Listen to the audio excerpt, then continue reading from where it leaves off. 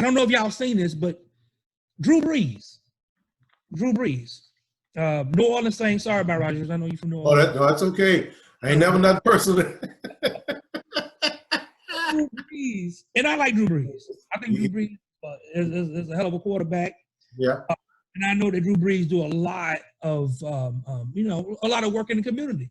You know, he gives back a lot in the community, but the Bible says out of the heart, the mouth speaks. And I believe he spoke something that a lot of people of that white privilege, this is how they feel. And they don't take the time. We talked about earlier about Kaepernick 4 years ago. Kaepernick, yes, kneeled, and why he was kneeling.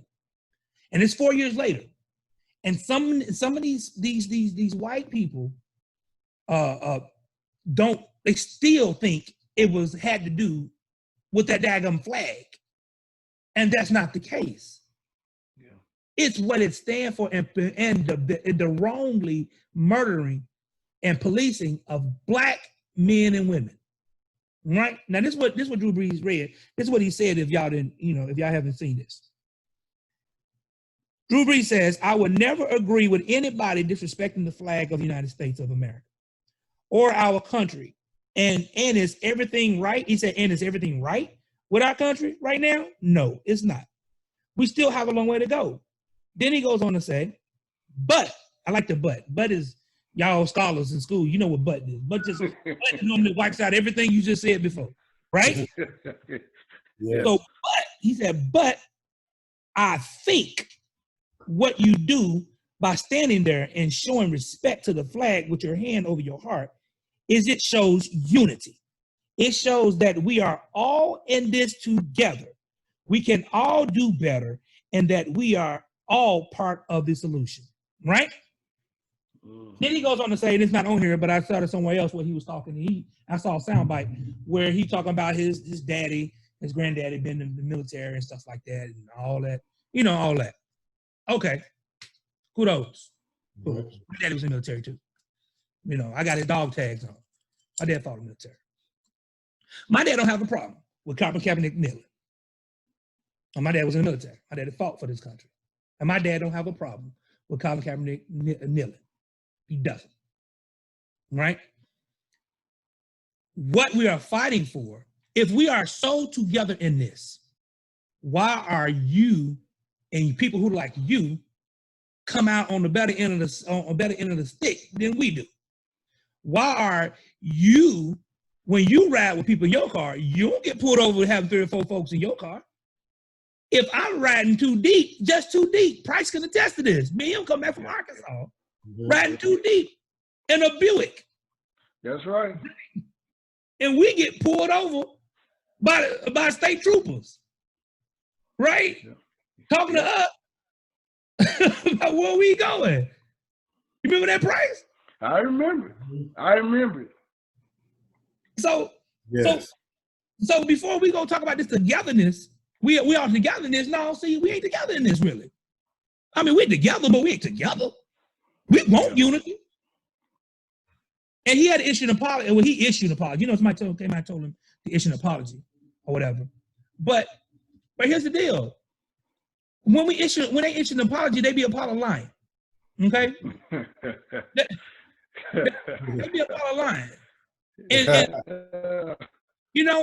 and what's in your heart is really in your heart. And that's how you feel. That's how you feel. Rush Limbaugh was on the Breakfast Club, and Rush Limbaugh, they asked Rush Limbaugh, have he ever been done like that? Rush Limbaugh said, well, I had my car keyed before. That don't compare. No. Me getting harassed by the cops. Yes. Me getting pulled over while driving black ain't got nothing to do with your car getting keyed. Yes. That's all what happened to you. Mm-hmm. You see what I'm saying? Yeah. Yes. And these white people, man, what it is that these white people out here, the dominant culture, a lot of them don't realize that they have this privilege that's on them because they're white. I get followed around. I'm telling you, 9/11 was a tragedy. 9/11 was a tragedy. But you know what happened in 9/11? I can go to 7-Eleven and never got followed. I went to 7-Eleven and I would get stuff for free. You know what I'm saying? Because it was a time everybody tried to come together in unity and one. Yeah. And see, that's only lasts for a short period of time, right? And that's why I'm saying I don't want this time that we are in to get away from us. Yeah. We need to have it in our hand. If you want our vote, nigga, you better work for this vote. Like we talk about voting. Yeah. It's coming time we're gonna have to get there. If we want change in this country to change, we need to get out and vote in numbers. And we need to know who we're voting for. And we have to ask ourselves, right? Is this other dude? Can we work with this other dude to get what we want more than we work with the dude that's in office now? Because the dude that's in office now, we can't work with this dude. And he ain't trying to work with us. He ain't trying to work with us, man. People say what they want to say. Candace Owens can say what she want to say. What's the little preacher brother that's up there? He always talking about, I can't think his name right now. They can say what they want to say. They can say what they want to say. They're probably getting paid on the table to say what they want to say. Or they may just feel like that anyway. You know, whoever, to each his own. To each his own. You vote who you want to vote for. But if we want some change, we have to demand it, and you better put it in our hand, because we're not stopping this kneeling. We ain't stopping protesting until we get what we deserve to get. No more of this stuff, man. No more of this trying to put us against each other. No, that's out. That's what I'm saying. My mama said, man, you don't climb in front of the company. You hold a united front in front of the company, because then at the company leave, then we can go in the back and have a powwow about our disagreement. Yeah. You know what I'm saying? Yes. Yeah. So that's what we need to do. We need to get on that. You know, like I said a lot, man. So what y'all think about that? Jump on in. I'm just thinking, and listening to what Price had to say previously, and now with how that power and control dynamic is in place because of fear as one, and the inability and the foresight to know that, like you mentioned, 20-something odd years from now, that America is not going to be, roughly speaking, a predominantly white country, that has been accustomedly known as we live today. It's just not going to be that way, because people conjoined with each other from various backgrounds, races, etc. We're starting to see that manifest itself physically, as you said, Paul, about the number of biracial children that we see now amongst us in our very own neighborhoods, in our schools, etc., etc., etc. You understand what I'm saying? And we see that experience live and in color. No pun intended. But we see that. And for some, it's a source of fear, because, again, in order for some people, in order to keep a status quo, I won't dare conjoin with you, because, simply speaking, you are a black man, or you are a black woman, or you are a Hispanic woman, or you are a Hispanic man, or vice versa. You are a white woman, or you are an Indian woman, or you are an Indian man, or the list goes on and on. Asian, Pacific, you name it. All the racial groups that dominate the American landscape that we choose to, and like you say, the system has chosen to categorize us as such. So we have that dynamic in front of us. But in spite of that, because, again, we talk about that word love, and Paul, we mentioned that earlier, Price, and you might have heard, I know you were busy getting your audio video together, but that word love is very powerful, and that will trump all things. It will trump all things. And I know for some people, unfortunately, that live in this life, love is expressed physically. Love is expressed non-verbally for some. And what I mean by that is that if he or she is hitting me, well, then that means that he or she loves me. We know that those dynamics, unfortunately, for some people. But from a spiritual text, when we talk about love, it's probably one of the most powerful gifts that we can choose to share with one to another. And we mustn't forget that, because as you mentioned, Paul, earlier, with the placard you have behind you, on your desk, about how hate will never trump hate, but love will. And we, in the words of Dr. King, and we have to continue to fight that good fight.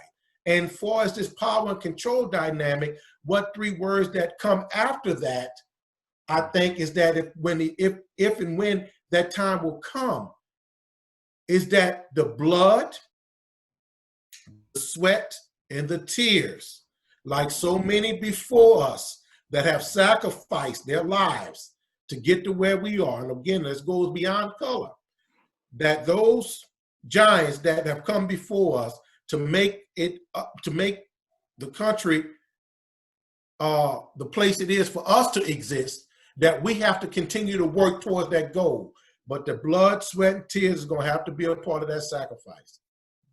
It's going to have to be a part of it. We've seen this before. Yeah. We've seen blacks, Hispanics, and our white counterparts come together before. We saw it when Barack Obama got elected in 2009. And I think the same thing is going to happen again if we don't get out there and vote and demand those things that we want from our elected officials. And the thing that gets me is we don't learn from our mistakes in history. When Barack was elected, the first thing I said to myself, and I'll kind of piggyback off of what you're talking about. Okay. When Barack first got elected, I said, wow, there's really going to be a change in America. No longer will it be that so-called white America, privileged white America anymore. There's going to be some real changes. But what happened after he got elected things that have happened before in our history. We see the change in front of us, but we don't follow up. We don't follow through. We get complacent.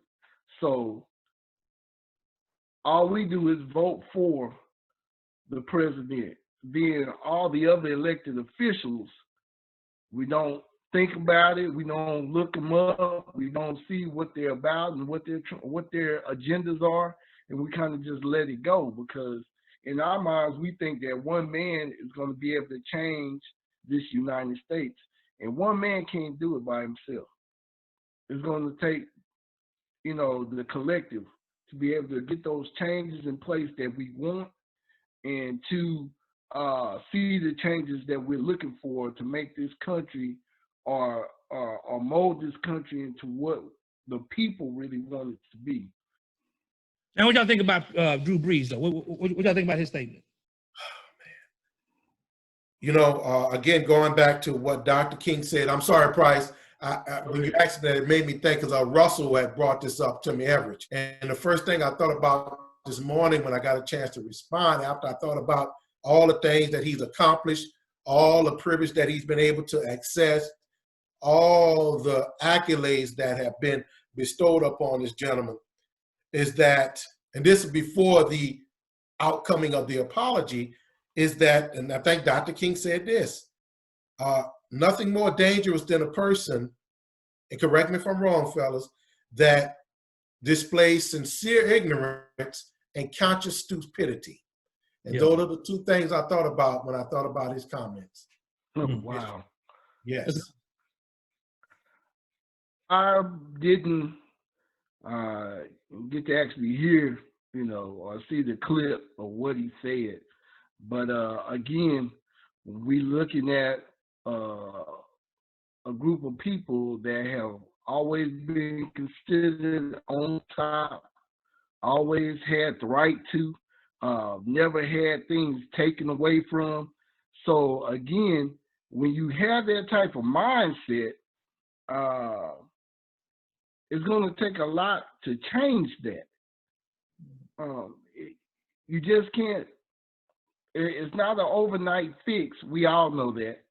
Yes. But when you have been privileged for so long, I mean, you know, you can go probably back 5, 6 generations with them, and they're still receiving the benefits of that, you know, that American pie, what they call, you know, the American dream, where, you know, you work with your hands and you build your empire. You know, nobody else, you know, that's not the white counterparts have had that opportunity in this country to be free from restrictions to do it. We always had something to block our path, so we weren't able to do it like our white counterparts. And you said it before, Courtney, if we can't get equality, if it's never given to us, then how can we fix the problem? Because that equality, that basic word, that root word is equal. When we gonna become equal? When every man can look at his brother, no matter what color he is, and say we are equal. Not to gain and get above him, not to be below him, but to actually be equal to. Once we get that established, then we can move forward. Then we can get those things that our so-called Constitution was supposed to have given all men. That Constitution has to be rewritten because it was only set for certain men. Though it had the words to make it sound good, but the truth of the matter is it was only set for one group of people, and we know who that is. So we're talking about making a major change into a system that's been set to never be changed. How do we fix that? Yes. I'm with you. I'm gonna tell you this. I've been saying this for a minute. I think some people think I'm crazy. I agree. I think the Constitution needs to be ripped smooth up. That's what I think. I think we need to rip it up and rewrite this whole daggone thing over. Because what's going on now is not really indicative of what went on then. Because what went on then, it was a bunch of white type men writing a bunch of rules for correct. The Constitution itself. I think I heard Dr. Carr talk about this. Dr. Carr up in Howard University. You know, y'all want to know who Dr. Carr is. Dr. Carr, I think I heard him say it, that this Constitution was written with property in mind. And you know who was in the Constitution listed as property. Yeah. And that's us. We were 3/5, and we were listed as property according to the Constitution. And so they need to go ahead and rip that thing up because I'm no one's property no more. Right? You know, we ain't property, so let's rip this thing up and rewrite this thing. Let's put some equal-minded people in a room. And let them sit there like them jokers did back then. That's my take. People may think I'm crazy by saying that, but I'm saying let's put some equal-minded people in a room and let's rewrite this thing now, right now going forward. Let's write it now going forward, man, because it's never gonna be, I'm gonna say never. I may not see it in my lifetime. I'm be honest with you. I might not see it in my lifetime, but I'm hoping that my kids enjoy an equal place to live. You know, that I'm praying that they don't have to. I'm praying, man, that my little boy don't have to go through being racially profiled because he's black and he like to wear his hood on his head. And I tell that little joker, man, take your hood off your head, son. He gets in trouble at school because he got his hood on his head. But that's his thing. He like to wear his hood on his head all the daggum time.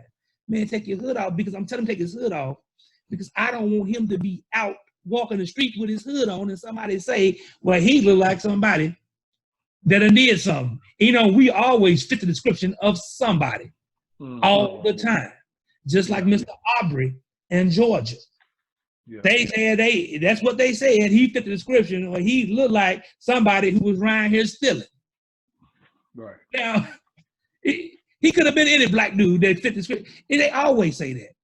Remember years ago when the white lady ran her kids in the water, and then she gave this of Rudy from Fat Albert, and everybody walking around looking for the black guy like Rudy from Fat Albert. Yeah. He fit the description. Yeah. So that's the thing I'm talking about, man. We got to, I mean, we ain't doing all the crime, man. We 13% of the population. 13%. But yet, we count for what? Over 50% of the people that's in prison? Come on, man. Something ain't right with that. No. Something ain't right with that. And I might be wrong on my numbers about people in prison. But you know what I'm saying? We got a hell of a lot, a percentage of who been prosecuted than anybody else. 13% of the population, but yet we got a higher percentage of people being prosecuted and sent to jail. Well, you said it yourself, not to mean to cut you off. If your foundation was written as a certain group of people being property, then how would you expect any different? Again, smoke and mirrors. It was written to deal with the things of that time, you know, that place and time. Now things have changed.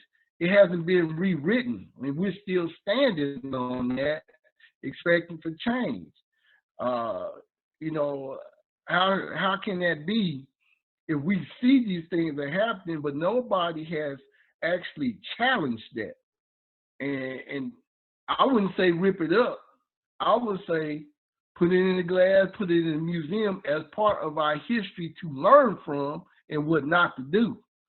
Because obviously it didn't work. And you have, like Lionell said, you have this melting pot. Is it really a melting pot? Or are you just putting certain people in the pot to cook?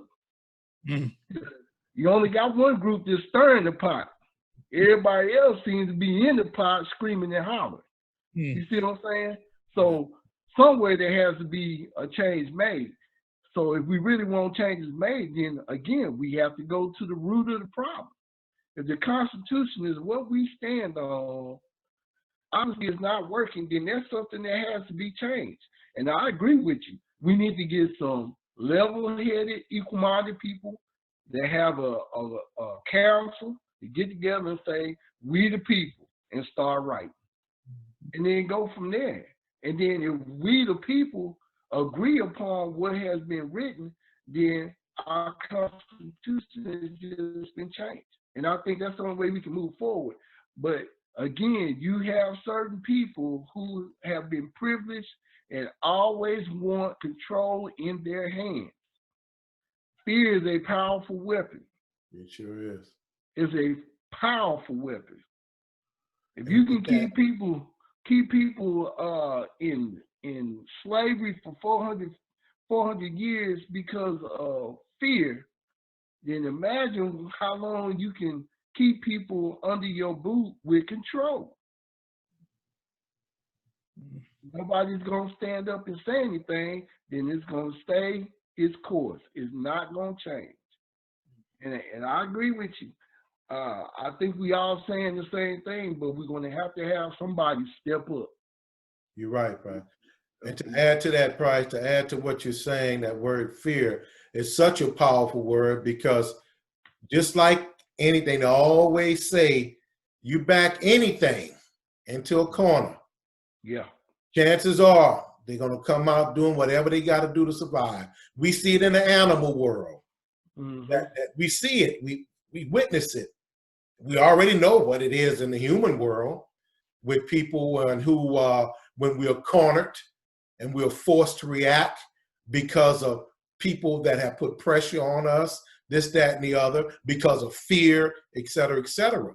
But when we have that fear factor, some people will be more than willing at the drop of a dime to pull their guns out and whatever they got to do to take out whatever they got to take out, because they perceive them as being the enemy, and reality that they're not necessarily the enemy. In this case, we can talk about Black America. You know, long time I was just sitting here thinking when I mentioned about the lady who drove her kids into the water, and I see blatantly lied and said a Black man did it. You go back to 1989, 1990, and the Boston, Massachusetts area when Charles Stewart lied, talking about his wife was killed. You know, in so many instances, since then, in between, obviously before those incidents, and it makes you wonder, wait a minute. And only speaking for America, because I can't speak to no other country, not having lived anywhere else, even though we may have heard stories here and there, in our own individual and maybe collective way, if we really was to brainstorm. But the fact of the matter is that for some odd reason, and take nothing away from our women, because they've been justly treated, that we can go all the way back. A lady by the name of Harriet Washington, a poignant book called Medical Apartheid. And it has to do with the atrocities that were thrusted upon us by the medical world back, in the day. And it's a very intense book. I still have it. I can't put my hands on it now, but the sister's name, if I'm not mistaken, was Harriet Washington, and it's called Medical Apartheid. And man, very, very poignant for our times.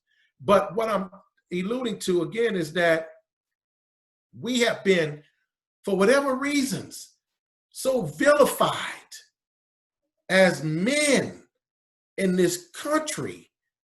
And I often say to myself, in a basic sense, I'm just another human being. By sex, I'm a male. And by color, even though I'm not black, we're not black, but by socio-political, as you mentioned earlier, right? By socio-political terminology and how they choose to dissect us in this country based on race, I'm considered a black male. And if I choose to call myself, which I have no problem, African-American, male of African descent, whatever you want to, I choose to put in front of me. But the fact of the matter is that that's what I perceive that is this country. And I can't understand, and not being biased, not being, whatever, but it's always made me shake my head and say to myself, no other person on the face of this earth, particularly in this country, let me just say this country, has ever had to deal with so much negative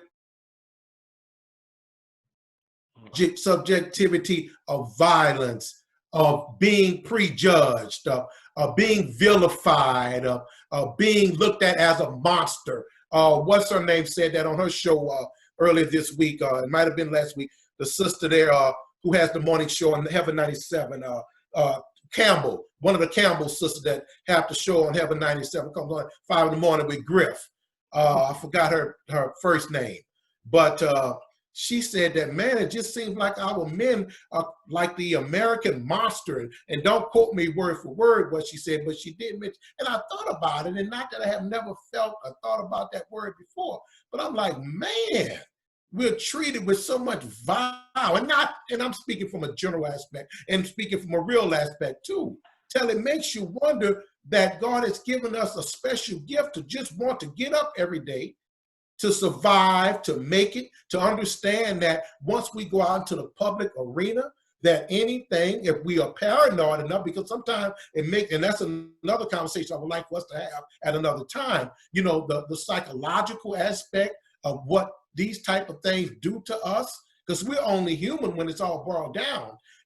All the things, the social disconnect, the suspicion of character, not only towards other people that may not look like us, but for other people that look like us. You understand what I'm saying? The double questioning, the thoughts that go through our heads all the time, if you're conscientious enough to admit that and not afraid to admit that, feeling vulnerable in situations of having to be on guard at times where we should be just relaxing, like other people have been afforded the luxury to do so, in certain arenas. But because of the conscientiousness that we have to carry ourselves with on a day-to-day basis, because this country especially has enforced these things upon us because of all the hatred and the indifference, man, it's enough literally to drive you crazy.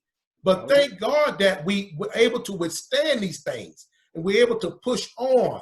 And that's why it's such a great thing that we have to continue to be a source of support for each other and teach our children and other people that, hey, look, this is where we stand. I don't necessarily want you to feel sorry for me. No, not at all. But deeply empathize and understand that we do have a problem. And unfortunately, America has deemed me, for whatever reason, the black man in America, a problem.